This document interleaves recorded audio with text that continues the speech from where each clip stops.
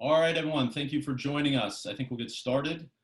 We have a very good turnout for this at about maximum registrations. I'm sure that's because we have a very interesting and pressing topic to discuss and a truly excellent slate of panelists who I will now introduce.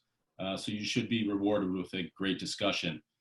First, we're joined by Mr. Khalid Al-Gindi. Khalid is a senior fellow at the Middle East Institute in Washington and the director of MEI's New Palestine program, which is the first of its kind among US think tanks.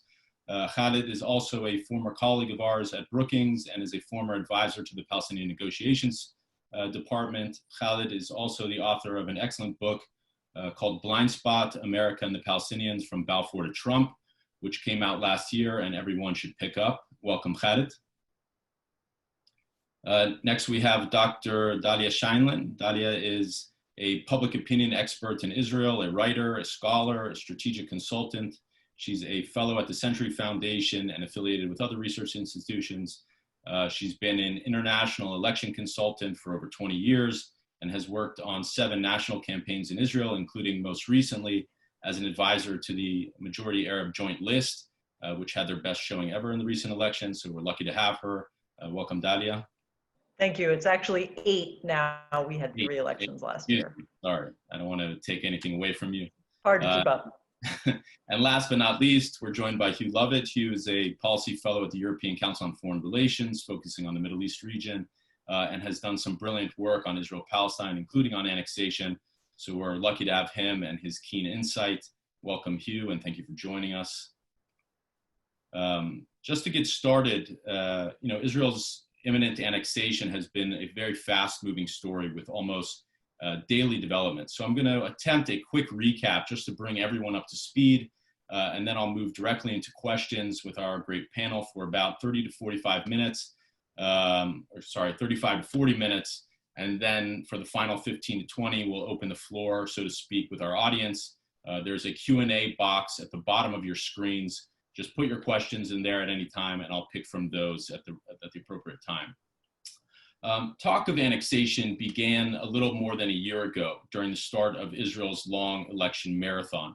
Israeli Prime Minister Benjamin Netanyahu made formal annexation of parts of the West Bank, including the Jordan Valley, part of his campaign promises. And when a unity government was finally announced in April of this year, they made it plain that they would move forward with annexation in coordination with the American government, which had given their stamp of approval over the past several months and years with various steps, including recognizing Jerusalem as Israel's capital, recognizing Israeli annexation of the Golan Heights, declaring that America no longer considers Israeli settlements as a violation of international law, and of course, Donald Trump's Peace to Prosperity proposal, which was released in January and essentially gives a green light to annexation. And when the unity government announced it would move forward with plans for annexation as early as July 1, which is 2 days from now, there has been a massive response, mostly opposition, but also tempered somewhat by the global pandemic and other things happening. The Palestinian response came in the form of an announcement from Mahmoud Abbas a couple of weeks ago, in which he announced that the PLO was absolved of its past agreements with Israel and the United States, including the Oslo Accords. In the wider region, we've seen, I think, King Abdullah II of Jordan has been maybe the most outspoken, even maybe more outspoken than a Palestinian official, campaigning to members of Congress and the international community and letting Israel know that this would be a decisive step in their relationship. We've seen an interesting response from Youssef Al-Taiba, the UAE's ambassador to the US, who took the unprecedented step of addressing the Israeli public directly in the Israeli press and in Hebrew, as sort of Anwar Sadat light approach, and telling Israelis that normalization would be impossible with the Arab world if annexation continued. And we've seen responses elsewhere in Europe. There's been a vocal response, but not very substantive in terms of action, at least not yet. A few days ago, a group of human rights experts for the UN described the regime that Israel was creating as a result of annexation as a 21st century apartheid. And predictably, although somewhat ironically, there's been a broad course against annexation in the United States, even among strident supporters of Israel, like the lobbying group AIPAC. But we've heard a lot of mixed messaging coming out of the White House and Congress. And finally, in response to all this back in Israel, you get the sense that there may be some hesitation. Netanyahu's co-prime minister, Benny Gantz, released a statement a day or so ago saying that he wanted to restart negotiations with the Palestinians on the basis of the Trump proposal, and made some comments about Israeli annexation. So with that, let's start with the Israeli question. Let's bring in Dalia. Dalia, obviously the story of annexation runs much longer and deeper than what's occurred over the past year. It's tied to the entire history of the Israeli-Palestinian conflict and is part of the continuum of the Zionist project of settler colonialism. And in fact, that's part of the reasoning and the discourse of the Israeli right wing in Israel in their defense of annexation and defense of settlement. They routinely ask, what's the difference between what's happening now, what we're doing, and say the establishment of the earliest settlements by the labor Zionist movement before the creation of the state, or in the early days after 1967 by various labor governments. And of course, we've witnessed over this 50-year period the steady de facto annexation of the West Bank, the extension of many aspects of Israeli jurisdiction across the Green Line, the creation of the legal architecture for integrating settlements into sovereign Israel, the passage of the nation-state law, etc. So Israel hasn't embarked on this effort, this enterprise carelessly. In your view, is formal annexation the inevitable result of this process, or is this move to formally annex at this point a surprise? Can this train be stopped? It's a very good question because you open up many different ways of approaching it. Is the idea that Israel would try to acquire the territory permanently following its use of force, which is the definition of annexation, is that inevitable? Basically, if you look at Israel's behavior since the 1967 war, pretty much yes. And you know, when you said that Israel started talking about annexation over the last year, I would say Israel accelerated its conversation about annexation because we started discussing it formally at the level of political leaders. By my count, around 2012, when a new party, well, a revived old party, under a then new politician named Naftali Bennett, first ran on a platform of annexing Area C in the West Bank. But we had iterations before that within more marginal political forces. The real thing that happened before that was not talking about it, but doing things that ultimately led to Israel asserting a permanent control over the territory, most notably and visibly, what you all know, in the form of the settlement movement, which, you know, essentially the first settlers began within weeks after the Six-Day War, and that, of course, has been a train that was not stopped in any significant way, other than in Gaza, but it has been going on basically unrestrained, you know, or with minimal restraints, I should say, unbroken, certainly since 1967.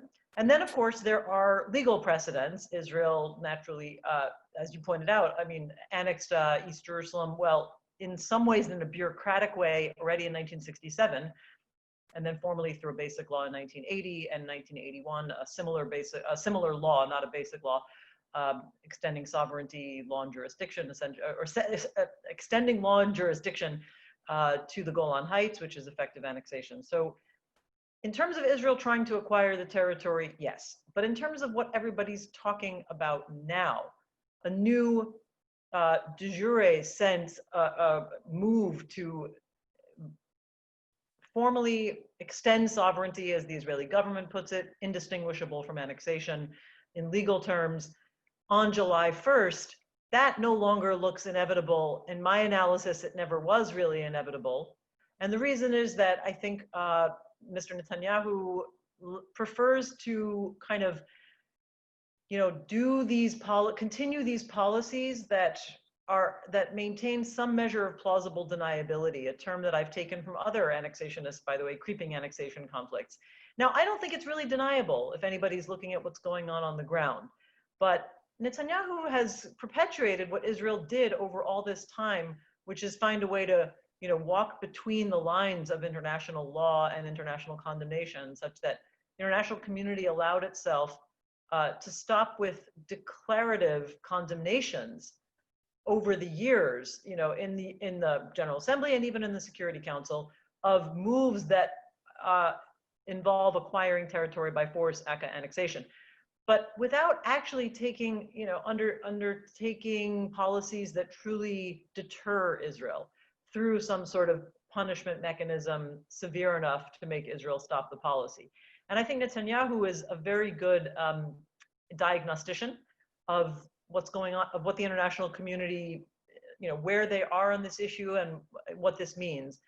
Right. What de jure annexation would mean. And what it would mean is that even any form, I think, of declared laws putting those areas under Israeli sovereignty would essentially force the international community to go at least one step further than just condemnations and declarations to some sort of more concrete measures, which I'm sure Hugh will talk about from the perspective of the EU, differentiation in terms of how trade relations, for example, deal with Israel versus the territories. And it will be impossible for the international community not to do something beyond what it has done up until now, because in every case of international annexation or creeping or de facto annexation, there is some response. It's really not very consistent, but it is there. And so, yeah, I think that part of it is not inevitable, is what I'm going to say. But if it doesn't happen, and if it doesn't happen on July 1st in 2 days, or if it's a very rolled back version of policy or beginning of a policy, I think that we'll be back in the same situation we've been in from 1967 up until now, which is a de facto creeping annexation on the ground, including in bureaucratic and technical and administrative ways that are much less visible, but no less effective. Well, just a quick follow-up. I mean, has the genie been let out of the bottle, so to speak? I mean, Israel lived in that ambiguous place that you said, or Netanyahu did, for a very long time. At this point, has the declaration of annexation, which in a sense is saying that there's going to be no Palestinian state, or not one that we've classically understood it to be, does that change the dynamics? Because, Israel can't go back to that state of ambiguity. I do think it changes the dynamics for all sides, by the way. I think that there is something in a bizarre way more genuine about naming the truth of the situation, that Israel has no intention of advancing the conditions that would lead to a Palestinian state or a two-state framework. I think this has become clear, first and foremost, from the statements of our political leaders. I mean, you don't have to be a political analyst to hear what Netanyahu himself said, not now, in 2015, on the eve of national elections, when he said there will never be a Palestinian state on my watch, something that he has since started to repeat in recent months as we continue with this debate. He has denied that the Trump plan would actually lead to a Palestinian state. The open conversation about annexation, which he himself began not in January, not September 2019, but in April of 2019, asserting to Israeli news in Hebrew that he would extend sovereignty over all settlements, makes this very clear. And, for better or for worse, I think that naming the truth, calling things what they really are, seeing reality is generally better for coming to new policy ideas if needed to reflect that reality. It was never, healthy to be living in a state of denial about these intentions. Sure, thank you for that. Khaled, let me bring you in. As we said, as Dalia said, it doesn't just change it for the Israelis, it changes it for everyone. What do you make of the Palestinian leadership's response thus far, the statement of Abu Mazen? Do you think it might change based on what Israel does, how limited its annexation is, or how extended? And what are the options available to Palestinians going forward? Another big question, I'm sorry. Yeah, I mean, these are all big questions. I think it's fairly clear that the current Palestinian leadership doesn't really have a strategy for how to confront annexation. I think they weren't prepared even for the Trump plan. They weren't prepared for the nature of what the Trump administration represented, even though the writing was on the wall. They had been broadcasting pretty much even before they came to office precisely what they would be doing, including moving the embassy and sort of reorienting U.S. policy. And so at every stage, we've seen the Palestinian leadership kind of caught unawares.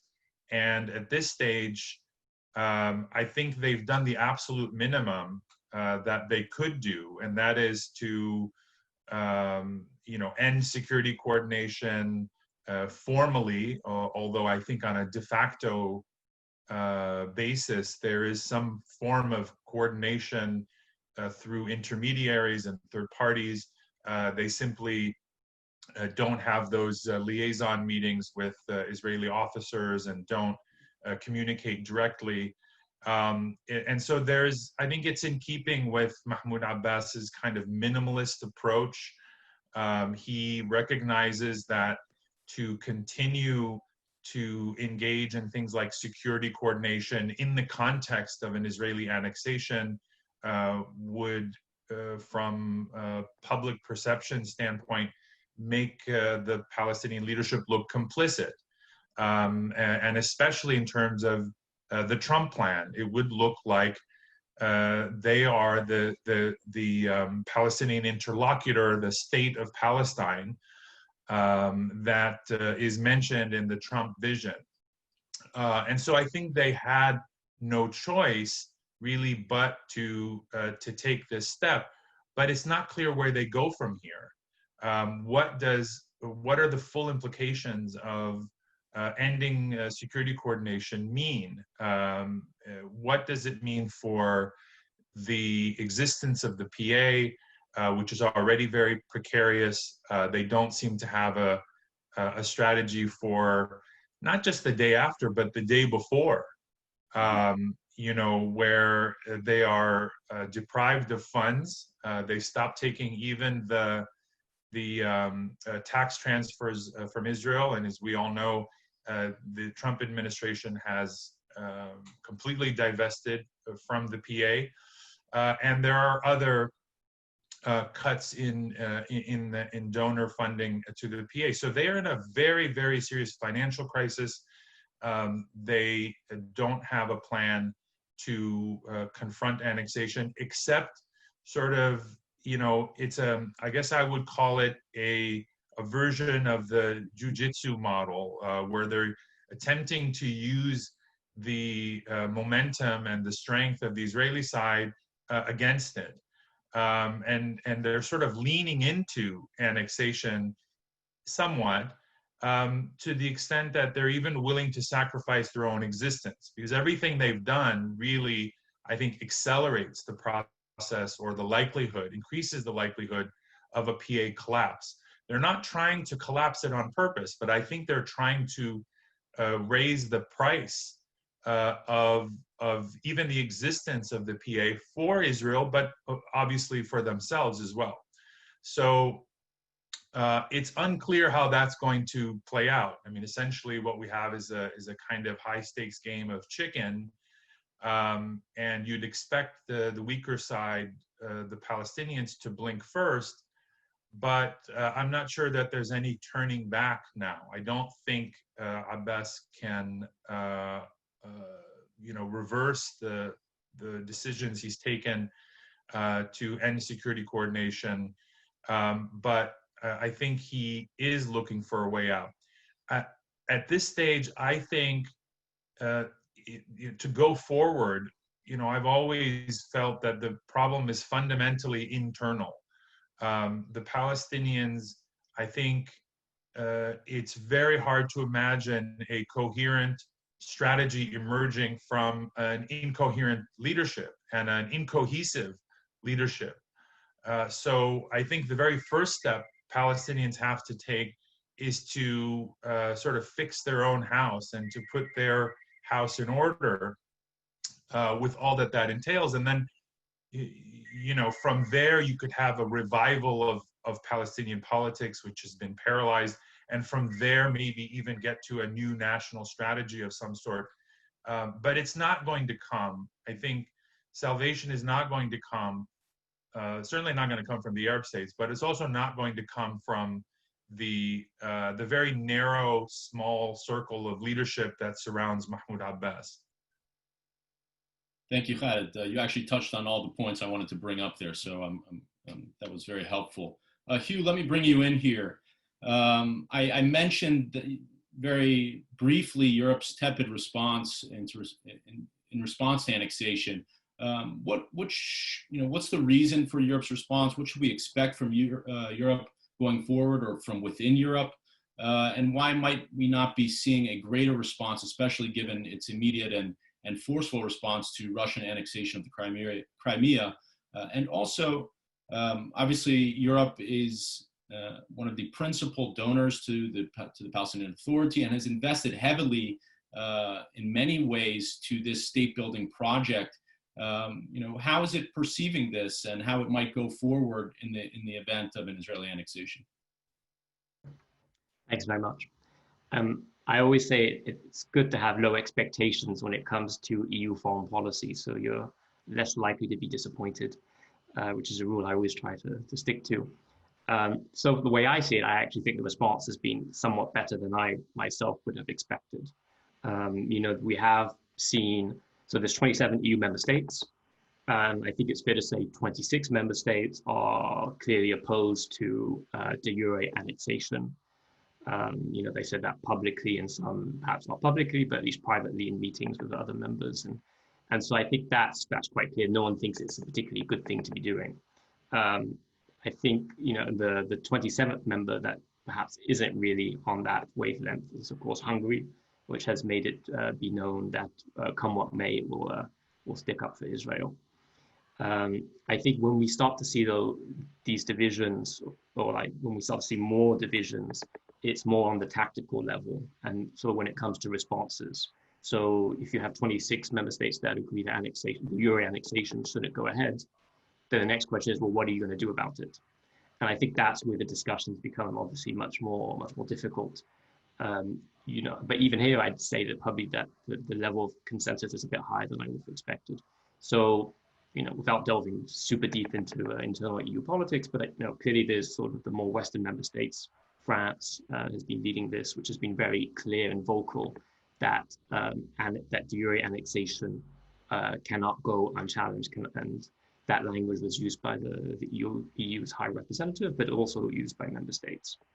Then you've had up until now countries like Germany, for example, which still privately very, very concerned about what's happening, but trying to not wave a stick and to talk softly instead. And so the visit of the German foreign minister to Israel not long ago, Heiko Maas, I think that should be seen not just as an expression of Germany's concern, but of the EU's concern. And he was there, I think, very much as conveying a message of collective EU concern and trying to talk the Israeli government out of it, and especially trying to engage with the alternative Prime Minister, Benny Gantz.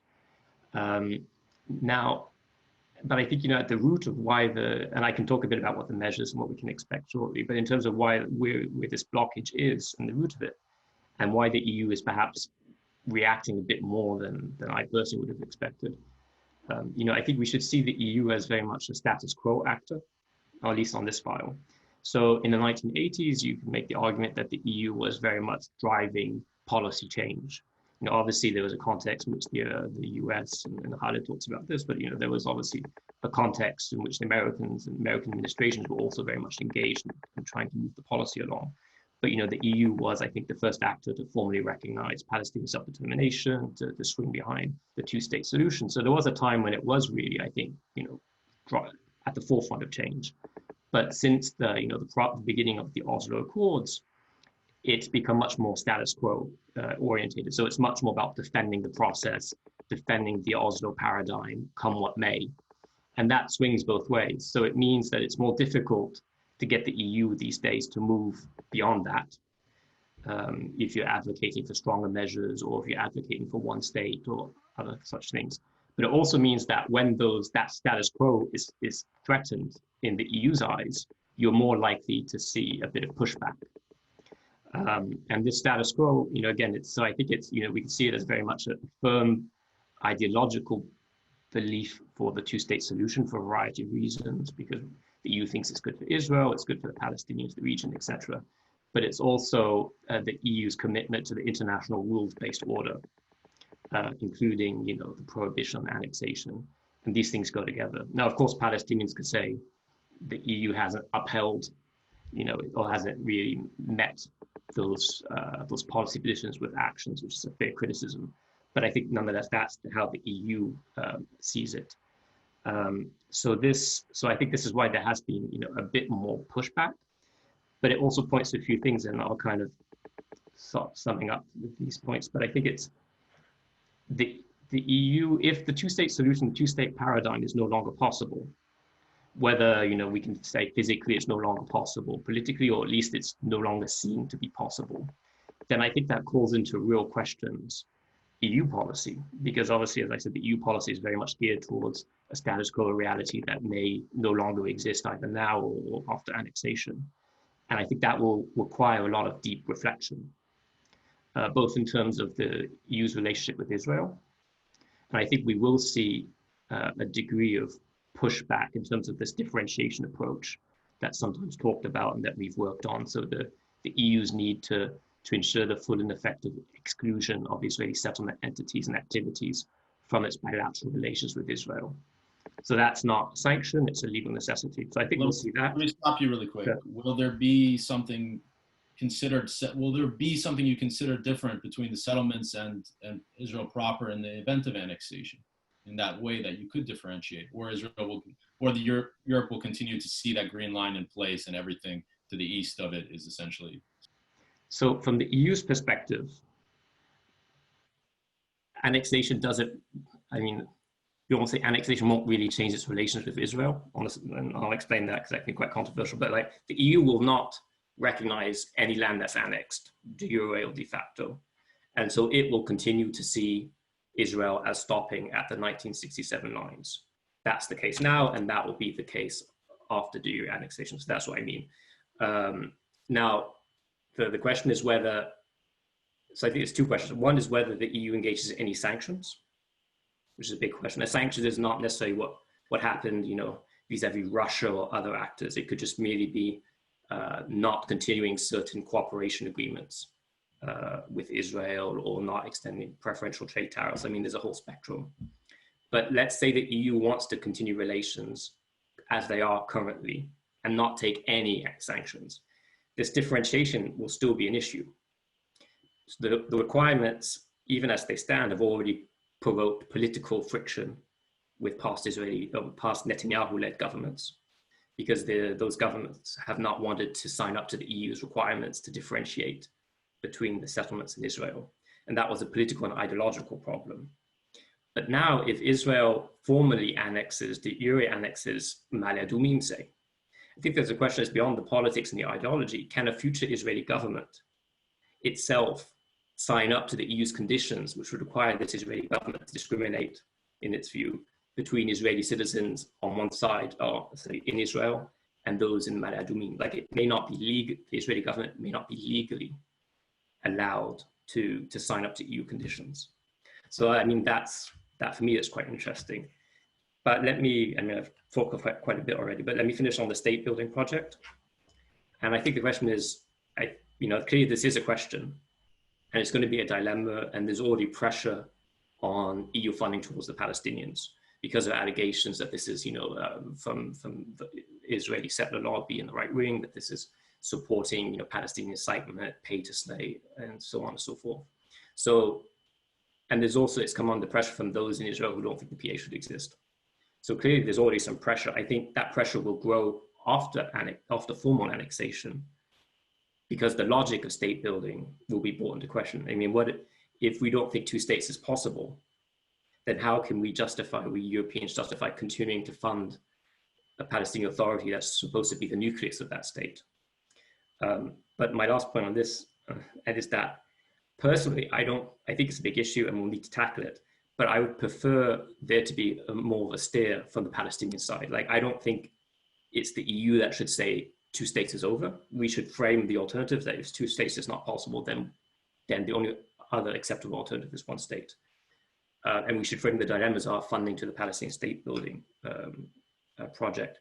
But I think, in an ideal situation, it should be the Palestinians, whether it's the Palestinian leadership or other policy makers, or who should really come to the EU and say, okay, now we want you to do X, Y, and Z, and this is how we think the EU's policy towards the Palestinians can be reconfigured in the most optimal fashion to push back against annexation and occupation.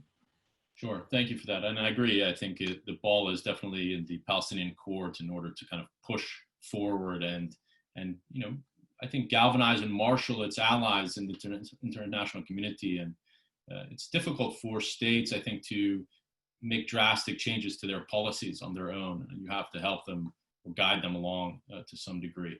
Dalia, I want to bring you back in. Obviously, Hugh mentioned, the possibility of sanctions, or at least of some kind of punitive action against Israel, disruption of its relationships. How are average Israelis internalizing that? Where is public opinion in Israel? Within the political landscape within Israel, is there opposition or significant opposition to annexation? And one thing that I've been playing with is when I look at Israel, I see the concept of unilateralism, of taking unilateral action and determining by itself what it wants to do vis-a-vis the Palestinians as the dominant, philosophical idea, not to work with the Palestinians, but to do it on their own. And annexation is an extension of that. It's part of unilateralism. So, if everybody within Israel supports unilateralism, is it difficult to stand against annexation? It doesn't seem like there's a philosophical opposition. There's just an opposition of degree, consequence. Don't do that. You're going a little too far or not too far. Where do you make it? If you see me looking around on my computer, it's because I was trying to pull up a press release I received just a few minutes, just before this call, which I will read you if I can find it. But the gist of it was that over 60%, it was interesting that over 60%, here it is. 69% of Israelis actually said in a recent poll that they were against unilateral annexation. And I'm just using that as a kickoff because it's ironic. You're absolutely right in your diagnosis that Israel's, not just the policy with relation to this, but is, the entire history of Zionism, the ideology of Zionism.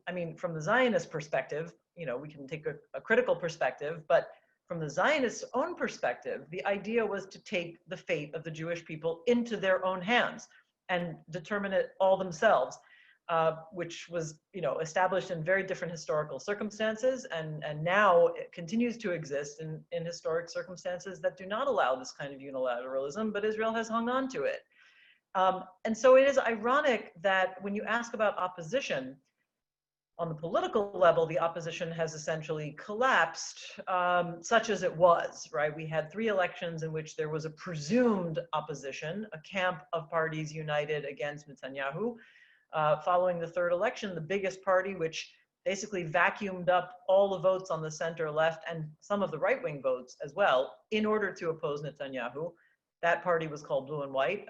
They split up, cracked up, went into the government with Netanyahu, which makes it look like there's not much of a political opposition because Netanyahu successfully co-opted a big chunk of the biggest political opposition that could have, somehow pushed back against this policy. What remains of the opposition is what are we up to? Third biggest party, actually, the Joint List, the party that I consulted for in the last election, which is the Arab Majority Party. They've always been in opposition, in political opposition, and they rarely, they don't have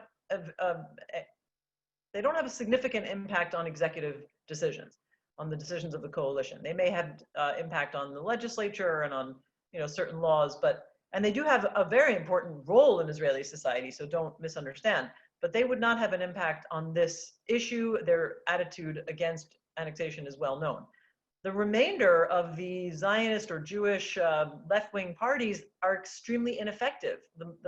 What once was the most important Jewish, Zionist left-wing party, or was considered left-wing party, Labor, also in a way broke up. It didn't really break up, but they also went into the coalition.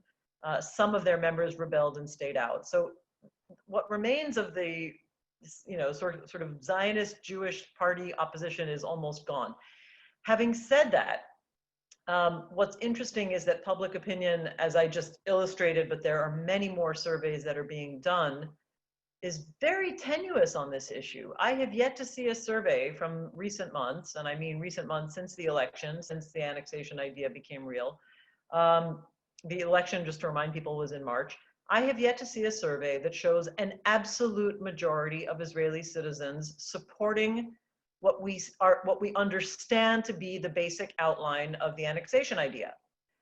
Now, that's a lot of wishy-washy language because the government has been extremely vague about what it plans to do. To this minute, members of the coalition do not know what the government plans to do on Wednesday, where it plans to do it, and I'm not convinced that the senior coalition figures, including the Prime Minister himself, have decided exactly what it will be. But whatever versions are tested in surveys, I have not seen a single absolute majority. There are a few surveys showing a majority of the Jewish population, but even that is a bare majority, like 52% in a survey of the Israel Democracy Institute for something that was a question that was pretty descriptive of the expectation of what annexation would look like.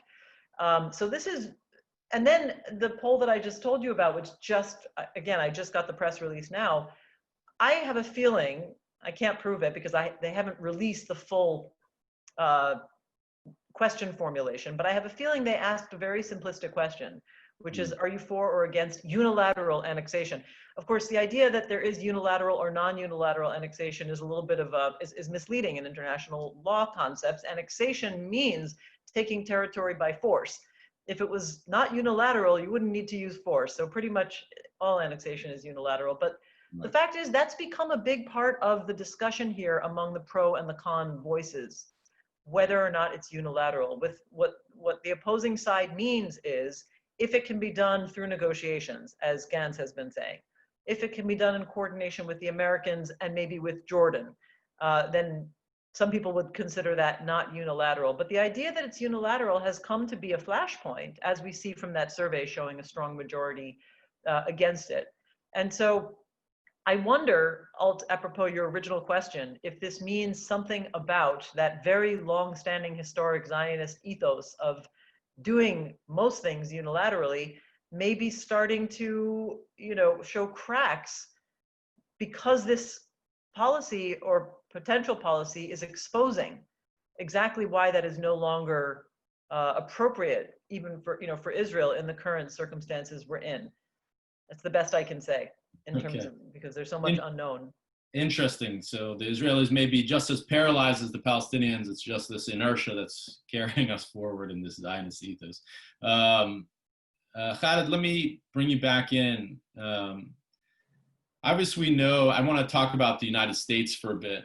Obviously, we know that the Trump administration has done a lot to facilitate annexation, or at least kind of endorse it to an extent. Obviously, this is an Israeli policy that's been a long time in the making, well before Trump. But it's also an election year. What are we hearing from the Biden camp on this issue? What do we expect if there's a new administration in the White House next year? Or will there be changes? Will there be reversals? And how does this jive with the shifts we are witnessing within the Democratic Party? Yeah, those are all interesting questions. I mean, I would say, obviously we wouldn't be where we are now on the eve of a possible annexation had it not been for the Trump vision. The Trump vision is the legitimizing force politically for Israeli moves towards formal annexation. Obviously, de facto annexation has been happening for 53 years.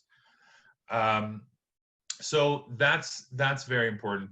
There has been opposition by the Democrats. There are a number of letters circulating and that have been made public by members of Congress opposing annexation.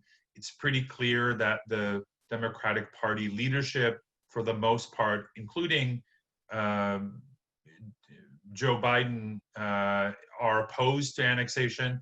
But we've not seen much more than simply statements that it would be against Israel's interests to move forward with annexation, that it would be bad for prospects for a two-state solution. There's very little talk about what annexation means for Palestinians and their rights, how it could very well lead to their very large-scale displacements in areas, in and around areas that may be annexed.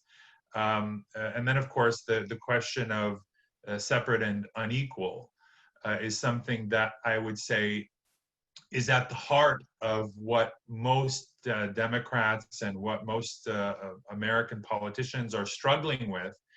And frankly, even in the Jewish community, we've seen some pretty remarkable statements and some leaks come out of the the organized Jewish community, groups like the Anti-Defamation League and the American Jewish Committee, where there's real discomfort with this idea of annexation because it conflicts with core American values. It just really rubs people the wrong way. The idea of separate and unequal, I think, is, you know, not something that Israelis really fret over. It's not something that most ordinary Israelis really lose sleep over.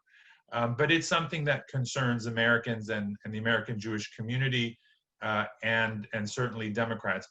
But what we're not seeing is any real talk of consequences. The Europeans, at least, are talking about potential consequences, perhaps symbolic, perhaps minimal, but the word consequences is used.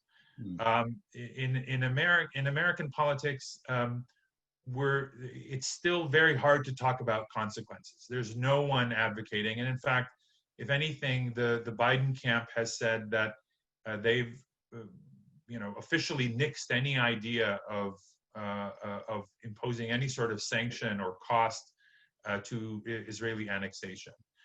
That's not necessarily where the rank and file of the Democratic Party is, and I think there is a debate, if not a conflict, brewing inside the Democratic Party on this issue. It may or may not play out at the convention. We still don't know what sort of a convention we're going to have, but clearly there will be platform debates and delegates on all sides kind of jostling for power and influence inside the party. And it's clear that a pretty solid contingent of the progressive wing of the party, which is now, despite the defeat of Bernie Sanders in terms of the not getting the party nomination, it is kind of on the ascendant. The Black Lives Matter movement has sort of accelerated progressive thinking on police reform and other issues. The COVID crisis in terms of the inadequacies of American healthcare. And I think the Palestinian Israeli issue is another one that resonates with large segments of the progressive community, and they are making themselves heard. And so I think we are going to see this issue being taken up, and it might actually get ugly at a certain point inside the party, because the party establishment is still very, very much deeply entrenched in kind of the, AIPAC standard talking points, whereas the grassroots of the party is in a very, very different place. So it'll be interesting to see how that plays out, but I wouldn't expect any major obstacles to annexation to come out of Washington, either. So, I mean, obviously, certainly not from the Trump administration, but we shouldn't expect much to come out of the Democratic Party or the Democratic-controlled House.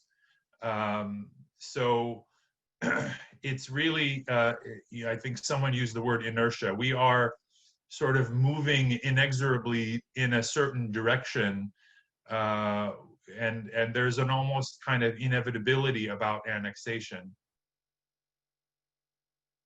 Thank you. I actually would love to follow up on that a little bit, but we're getting close to the time in which I want to bring the Q&A. And luckily, my last question was going to be directed at Hugh regarding the region, and one of our audience members asked a similar question. So I'll bridge these two things together. I'll bring in the audience and my own question, and we'll kind of switch over to that. Hugh, somebody asked about what annexation means for Jordan. I also wanted to ask about the regional response. I mentioned it in my introductory comments, but obviously Egypt and Jordan are huge players in this. It's been pretty silent from Egypt as far as I know. I don't think Sisi has mentioned anything. Maybe he has. Maybe you can enlighten us. And also from the Gulf states, which are building closer, although not necessarily that public. It's becoming more public relations with Israel. And we've seen multiple statements now from Youssef Otaiba, which have been pretty interesting. I watched a video he made yesterday, but I mean, what are you seeing, and maybe from other parts of the region in terms of the response? What do you expect if Israel moves forward with annexation? So on Jordan first, I mean, clearly Jordan will be the Arab state that will be the most impacted by annexation. And of course, we've seen the Jordanian government desperately ringing the alarm bells about the implications of this, the implication that this will have for Jordan and Jordanian stability, but also the implications this will have on Jordanian-Israeli relations. And I think, the reasons for that concern, when it comes to Jordanian stability is, of course, in my view, the large Palestinian community, or Jordanian Palestinian community within Jordan. And I think the fear that Israeli de jure annexation of parts of the West Bank, especially the Jordan Valley, could create further destabilizing refugee flows going from the West Bank into Jordan, and further create demographic problems from the Jordanian point of view. And of course, the two-state solution, I think, is also something that's been, as a policy, as a tenet of Jordanian policy, is also something that's been very, very important to the Jordanian king.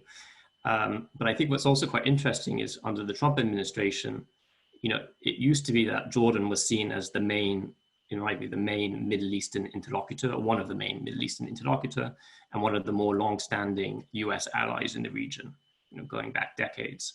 But certainly under the Trump administration, when the US government wants to interact and engage with Arab governments, it doesn't look to Jordan anymore. It looks to the Gulf, and especially the Saudis and the Emiratis. And so, from my perspective, it seems very much that despite this Jordanian concern and the implications this could have on Jordanian stability, the Jordanians have been kind of shut out of the room. And I think their concerns are not taken as seriously as they should do by American officials. On Egypt, I don't think I have much to say. I mean, I remember a while back, the Egyptians, did, in response to the speculation about the upcoming Trump plan, they did emphasize a few times that plan should be in line with 1960s, with international parameters and based on 1967 borders. But certainly on the issue of annexation, they've been pretty quiet. And on the Very Gulf, quickly, I think Khaled has a two-finger intervention on the question of Egypt, I'm guessing. Go ahead, Khaled. Really. No, not on the question of Egypt. Actually, on the question of Jordan. I just wanted to sort of add to what Hugh said. For the Jordanians, and this is really true only for Jordan in the region, the question of annexation is existential. For them, it is not only because they have a majority Palestinian population and a long border with Israel and Palestine, and because of the situation in the Jordan Valley, but because of the potential for reviving the Jordan option. I think when we start talking about Israeli annexation of land west of the Jordan, but not the people, there's what we often hear from settlers is that, well, those people wouldn't be stateless because they could get Jordanian citizenship. They could vote in Jordanian elections. And so that resolves, in their mind, this separate and unequal situation. And that's precisely the Jordan option. And that is, Israel would sort of shift the problem onto Jordan, which threatens the future of the kingdom and the monarchy itself. So I just wanted to emphasize that point. Okay. I would go further. I just want to add, I would go further and say that actually there's right-wing leaders who say that Jordan is the Palestinian state already, and that is the solution. They are saying much more openly even than Khalid implicated. Well, Dalia, now that you've jumped in, there is a question directed at you about Jordan. What if Jordan were to decide to close its border? How would the Israeli government react? And it says as a means to protect itself and protest against what Israel's doing. Yeah, I saw that question, and I saw that question, and I had nothing really to say except for oy vey, because it's a very extreme scenario. What it basically means is that, and I've heard people on the left make the case that the right wing is actually de facto trying to create situations that will lead inevitably to some sort of ethnic cleansing, which would not be unprecedented, right? It's similar to what happened in 1948 and to a lesser extent, but still happened in 1967. So I can't tell you if that's in the actual designs of the right-wing government, but certainly we see ongoing technical, bureaucratic, and physical means of making life uncomfortable for Palestinians in Area C of the West Bank, with a very clear intention of pushing them towards areas B and A, which are just under 40% of the West Bank. The very same logic could be put into place in general in any area that Israel annexes. I mean, remember that Israeli leaders are claiming that the areas they plan on annexing either have very few, no or very few Palestinians. And I think that what happens on Wednesday is very unlikely to be to cover any area that involves a serious Palestinian population. I just don't think at this point that we're looking at annexing the Jordan Valley, where there are anywhere between 30 and 60,000 Palestinians. The numbers are not clear. We're certainly not talking about Naftali Bennett's plan of annexing Area C, which has somewhere between 150 and 300,000 Palestinians, depending on how you count. We're probably talking about very limited areas, if at all, at least starting Wednesday. And so I think that question is probably going to be pushed down the line. If Jordan were to actually say we're closing the bridges so that there can be, no contact, no crossing, that's going to affect first and foremost Palestinians. Right. That would be, not just about people traveling or potentially moving, but it would deeply, deeply affect Palestinian social and economic life. And I think that I have a very hard time imagining them doing that. And so the question is scary and relevant, but I think a little bit theoretical at this point. And I do not think Israel would react lightly. I think Israel would use a lot of quiet means to essentially, diplomatically threaten, I think these will be back channel, quiet, off the record conversations with Jordan, but find ways to pressure Jordan into not doing that. That's my guess.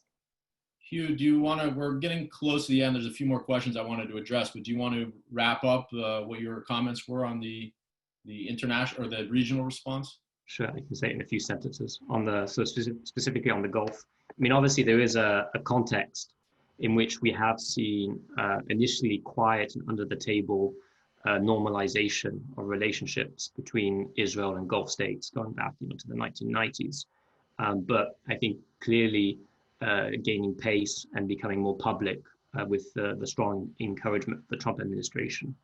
And so I think, and clearly there's always been a bit of a ceiling to that because of the Palestinian issue. So how much can those relations progress absent fair resolution to the Palestinian or Israeli-Palestinian conflict?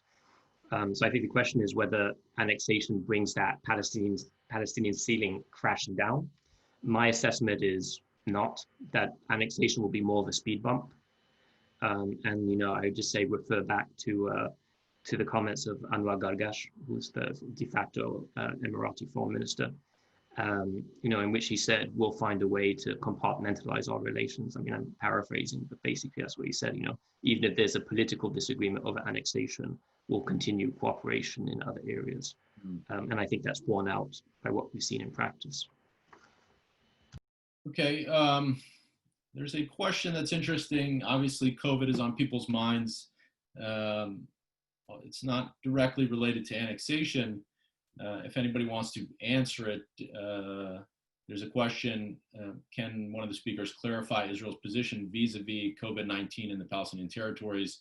Did the Israeli authorities deal with it unfairly according to religion and race? We can answer that. There's also a lot of questions regarding punitive measures taken against Israel. There's a question regarding the South African response to anti-apartheid measures, especially on sports and culture issues, and how Israelis would feel if measures were taken against them in that regard, and would that maybe prompt some kind of response from the Israeli public, from the Israeli center? And then I think I'm just going to ask everybody to kind of wrap up with their own thoughts on where we're headed in this regard. So let's just start with those two issues. Does anybody want to pick up the COVID question or the sports and culture question? I mean, I guess if the COVID question is about Israeli policy, you know, the only thing I think is, well, one of the things I think is interesting is that, you know, every night I watch, I mean, I look around in general in Israeli society trying to understand how the public views the conflict. And for years, I have not seen a green line on any Israeli map that you see in general in normal public life. And my best measure of that is the weather report on the news. It just shows the whole territory as if there's no distinction. Suddenly, COVID happened, and for the first time in so long, I could not remember how long, there was a green line on the news at night. In other words, this is the area where Israel's responsible for dealing with COVID, and all the rest is there. I was shocked because suddenly Israel remembered that somebody else has responsibility in their telling of the story. I think that what happened here is pretty much that Israel had a very strong interest in constraining the spread of COVID in the whole area. So what we saw was a fairly unusual, even unprecedented level of cooperation, including with Hamas in Gaza, included letting some medical professionals come into Israel for training and you know, various response mechanisms and helping get equipment to them, and very close coordination of measures in the West Bank. So I think it was simply a matter of common interest. And my conclusion about that, which I wrote about over at the Century Foundation, we had a sort of roundtable written discussion about this, is that COVID, you know, just like any disaster diplomacy, can be an opportunity for better cooperation. If nothing else, the clear realization that these populations are completely intertwined and interdependent, especially when it comes to, you know, biological and environmental factors. And I want to give a little props to a colleague of mine, Gidon Bromberg over at Ecopeace, who's been doing work on this for years, trying to, you know, essentially help develop and advocate the position that without very close cooperation on these things, you know, we're heading for some sort of ecological disaster, but we can stave them off if there is better cooperation. Of course, it could also go in the opposite direction. I'm concerned about the fact that the natural response to COVID all over the world has been to restrict movement. You can see where this could go in our region, where movement restrictions are among the most defining features of population control under military occupation for, you know, 53 years now. And that could just deepen. So I'm concerned about that. In terms of the question about boycott, how would Israelis respond to that? I think you have to remember that the difference from the Israeli perspective and the South African situation of being excluded from major cultural and sporting events is that, you know, you can agree or disagree, but the Israeli self-perception is that the world has a traditional, you know, tendency to persecute Israel, and that this is a continuation of age-old persecution and nothing more than another manifestation of anti-Semitism. And I think that the likely reaction is defiance against that. Also, you know, this also goes back to the debate over what actually made the difference in South Africa. I've heard South African, you know, policy analysts and historians say that what really made the difference was not so much those big splashy things that we all remember, but simple economic crisis, much more severe economic crisis based on, you know, essentially the end of sovereign debt lending and things like that. So I'm not enough of an insider to know, but the question is, do those things really have the impact? And I'm a little bit skeptical. I'm skeptical that the world, that, you know, the Western European countries and the U.S. would take that route against Israel precisely for the reasons that I just mentioned. They don't want to be accused of being in that position of the age-old anti-Semitic persecutors, and for that reason, I think that it's just unlikely to happen. Again, hypothetical. I could be wrong, but it's hard to picture that. Okay, great. Should I do my wrap up now or wait until we all finish our questions? Well, we only have a few minutes left, so let me actually let some of the others, and I've been a little bit remiss, actually. I'm thinking about it now, and maybe I can bring Khaled in on this issue. And just in terms of and you discussed it obviously at the political level, but the impact on average Palestinians, especially young people, in terms of where we're headed, maybe as a result of annexation, and what kind of future this holds for young people and how they might respond. I mean, where are we headed? Where are we headed? Well, the minds and futures and opportunities of Palestinians, especially young Palestinians. How about that? Yeah, I mean, I do think we are headed for, I mean, we've been in this kind of transitional moment for a long time. It's just hard to tell because events are moving so slowly. I think the Oslo paradigm had collapsed well before Abbas declared his declaration, and so even before Trump arrived. I think Oslo had run its course and was basically just sort of relevant by virtue of inertia, sort of a default relevance. And all the trend lines have been moving against Palestinian statehood and against the two-state solution, and frankly against any kind of peaceful settlement between Israelis and Palestinians. So I think there is a certain inevitability about annexation. On the Palestinian side, I think the likely, I know people are loath to sort of definitively say the two-state solution is dead. I would say it's theoretically still alive, but for all intents and purposes, I can't see how we could go back to the idea of partition when neither the United States nor the Israelis are interested in a two-state solution. And frankly, even if you're looking at a future Democratic administration, well, the Democratic Party is itself divided. So the political consensus for a two-state solution has collapsed pretty much everywhere. On the Palestinian side, of course, it is also collapsing, although there is still residual support for the idea of two states, if only because its alternative, a one-state solution that involves equal rights for Israelis and Palestinians and all people living between the river and the sea, hasn't really become viable yet. There is not even on the Palestinian side, even though there's a lot of support when you look at polling, there's support for the idea of one state with equal rights, and we heard it even from people like Mahmoud Abbas's own son, who was quoted in a New York Times piece a few years ago. And so that trend is definitely there, but it hasn't been translated into something politically tangible. There isn't a political party whose platform is based on one state. There isn't really an organized movement to push Palestinian factions in that direction. The reality is that even groups like Hamas that had opposed Oslo and opposed recognition of Israel and still do, Hamas has sort of moved into the de facto two-state solution camp.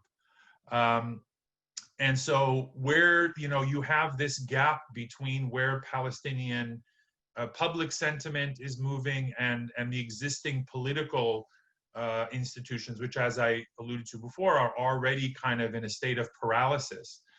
And so I think that really the issue has to be hashed out, and it has to be hashed out. You have to have politics. You need institutional politics in order to debate these issues and figure out where Palestinian political actors ought to go. And so I think the coming phase is likely to revolve around reshaping and redefining and maybe even reorganizing Palestinian politics now that all of the old structures are collapsed or in the process of collapsing. I think that's an optimistic view. I think there's also potential for chaos when you don't have, if the PA collapses, what is likely to emerge in its place, I think, is anyone's guess. What happens when Mahmoud Abbas departs this world? is also another moment where there's potential for infighting and for sort of a power struggle. Yeah, So, but I do think the right. next phase is about internal Palestinian politics. Okay. And sorry to cut you off. I mean, I should have Yeah. addressed this really earlier, and that's very interesting. But I've been told I have to wrap up. Hugh, is it possible to give a 1-minute insight here? Because I haven't given you enough time today. No, I can do 1 minute.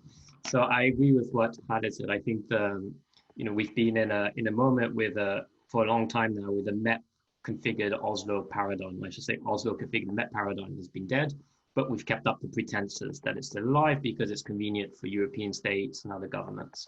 And so I think the de jure annexation has the benefit of at least of being a sort of a clarification of where we've always been, and sort of what's been de facto becomes de jure.